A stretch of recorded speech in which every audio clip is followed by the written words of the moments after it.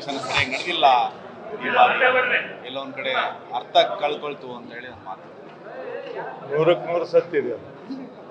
ಇವತ್ತಿನ ದಿನ ನಾನು ಆವಾಗಿನ ದಿನ ಈಗಿನ ದಿನ ನೋಡಿದರೆ ಅಧಿವೇಶನ ಏನಂದ್ರೆ ನಮ್ಮ ಸದನ ಸಹಿತ ಮೇಲ್ಮನೆ ನಾವೆಲ್ಲ we are models for others.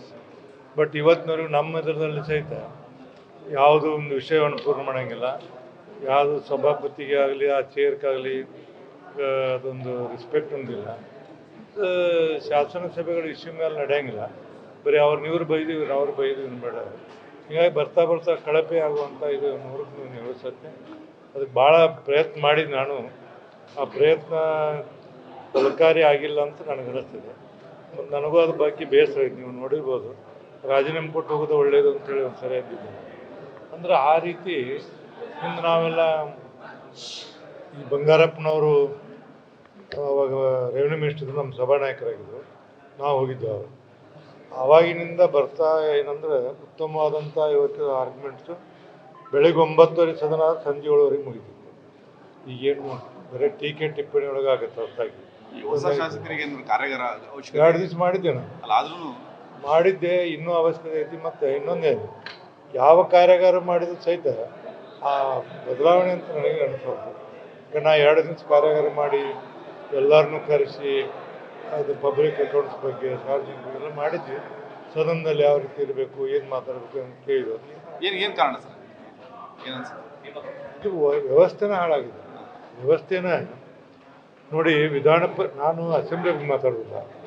ವಿಧಾನ ಪರಿಷತ್ ಅವಾಗ ಏನಂದ್ರೆ ಸಾಹಿತಿಗಳು, ಆಮೇಲೆ ಸಿನಿಮಾದವರು, ಆಮೇಲೆ ಎಜುಕೇಷನ್ ಎಚ್ ನರಸಿಂಹಯ್ಯ, ಖಾದ್ರಿ ಶ್ಯಾಮಣ್ಣ, ಪತ್ರಿಕಾರಂಗ, ಆಮೇಲೆ ಮಲ್ಲಿಕಾರ್ಜುನ ಮನ್ಸೂರ, ಗಂಗೂಬಾಯಿ ಹಣ್ಗಲ್, ಅವೆಲ್ಲ ಏನಿದ್ದು ಅಂಥದ್ದು. ಈಗೇನಾಗಿದೆ ಅಂದರೆ ಅವೆಲ್ಲ ಹಂಗಿರ್ಬೇಕಂತ ಐತೆ.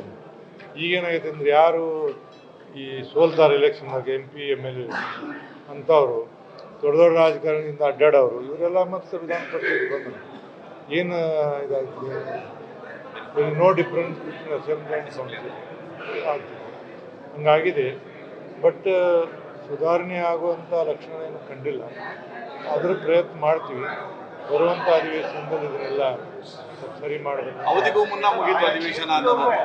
ಅವಧಿಗಿಂತ ಮುಂಚೆ ಸ್ವಲ್ಪ ಅವಧಿಗಿಂತ ಮುಂಚೆನೇ ಅಧಿವೇಶನ ಮುಗಿಲಿಲ್ಲ. ಮೊದಲು ಅವ್ರು ಹೇಳಿದರು 4ನೇ ತಾರೀಕಿನ 15 ಹೋಗುತ್ತೆ, ಎಕ್ಸ್ಟೆಂಡ್ ಮಾಡಬೇಕಂತ ಭಾಳ ಮಂದಿ ಕೇಳಿದ್ರು. ಎಕ್ಸ್ಟೆಂಡ್ ಮಾಡಲಿಲ್ಲ. ಅದು ಅವಧಿ ಪೂರ್ಲ ಅವ್ರು ಅಷ್ಟು 10 ನಿಮಿಷ. ಇನ್ನೊಂದೇನೆಂದ್ರೆ ಬೆಳಗಾವಿಯಾಗ ಅಧಿವೇಶನ ನಡೆಯಂಗಿಲ್ಲ. ನೀವು ನೋಡಿರ್ಬೋದು, ಅಧಿವೇಶನ ನಡೆಯೋಕ್ಕಿಂತ ಪೂರ್ವದಲ್ಲಿ ನಾನು ಆ ಸ್ಟ್ರೈಕಿಗೆ ಎಲ್ಲ ಹಾಕಿದ್ದಲ್ಲ, 15 ಸಂಬಂಧಪಟ್ಟಂಥ ರೆವಿನ್ಯೂ ಮಿನಿಸ್ಟರ್ಗೆ, ಅಗ್ರಿಕಲ್ಚರ್ ಮಿನಿಸ್ಟರ್ಗೆ, 2 ಎಜುಕೇಷನ್ ಮಿನಿಸ್ಟರ್ಗೆ ನಾನೆಲ್ಲ ಹೇಳಿ ಮೊದಲೇ ಮೀಟಿಂಗ್ ಮಾಡಿ ಅವ್ರ ಸಮಸ್ಯೆ ಬಗೆಹರಿಸಿದ್ವಿ. ಒಂದು 40% ಈ ಸರಿ ಆ ಸ್ಟ್ರೈಕಿಗೆಲ್ಲ ಕಡಿಮೆ ಆಗಿದೆ, 40%. ಬಟ್ ಅವೇನು ಈ ಸರಿ ನಮ್ಗೆ ಡಿಸ್ಟರ್ಬ್ ಅಂತ ಅನಿಸಿಲ್ಲ. ಈ ಸರಿ ಭಾಳ ಡಿಸ್ಟರ್ಬ್ ಆಗಿದೆ. ಈ ಸರಿ ಡಿಸ್ಟರ್ಬ್ ಅಂತ ಬೆಳಗಾವಿ ಅಧಿವೇಶನ ನಾಮಕೆ ಅಷ್ಟೇ ಅಧಿವೇಶನ ನಡೆದಂಗೆ ಆಗಿದೆ. ಈಗ ಮಹಾರಾಷ್ಟ್ರದಲ್ಲಿ ನಾಗ್ಪುರ ಮತ್ತು ಮುಂಬೈ ಅಧಿವೇಶನ ನಡೆದಿದೆ. ಆ ಥರ ನಡೆದಿಲ್ಲ. ಅದಕ್ಕೆ ನಾವು ಜನವರಿ ಒಳಗೆ ನಾವು ನಾಗ್ಪುರಕ್ಕೆ ಮತ್ತು ಮುಂಬೈಗೆ ಹೋಗ್ಬರ್ತೀವಿ. ಟೀಮ್ ತೊಗೊಂಡು ಹೋಗ್ಬರ್ತೀವಿ. ಅಲ್ಲಿ ಯಾವ ರೀತಿ ಮಾಡ್ತಾರೆ ಆ ರೀತಿಯೂ ಸಿಸ್ಟಮೆಟಿಕ್ ಆಗಿ ಮಾಡಬೇಕು. ಮತ್ತು ಇನ್ನೊಂದು ಕರ್ಕೊಂಡು ಹೋಗ್ತೀರಾ ಸರ್? ಇಲ್ಲ, ಎಲ್ಲ ಪಾರ್ಟಿಯವ್ರನ್ನ ಒಂದು 3 ಮಂದಿ ಒಂದು ಟೀಮ್ ತೊಗೊಂಡು ಹೋಗ್ತೀವಿ.